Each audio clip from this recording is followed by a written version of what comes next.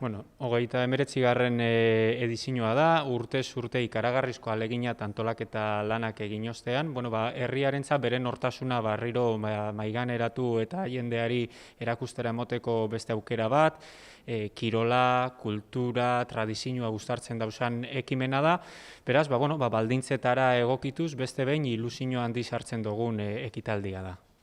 Hori da, urte eta erdiko esfortzu honek pena merezi izan dago, ezin dugu atzera pausurik emon, beraz, ahalegin horregaz jarraitu behar dugu, batez ere etorkizunera begiratu behar dugulako eta datorren urteko estropada modu arruntago baten antolatu ahal izateko, aurtengo esfortzuari eutsi behar dutzagu, beraz, dei hori egin ez da, bizi daigun arrauna intentsitateagaz, emozioagaz, baina neurriak errespetatuz eta kontuan hartuz.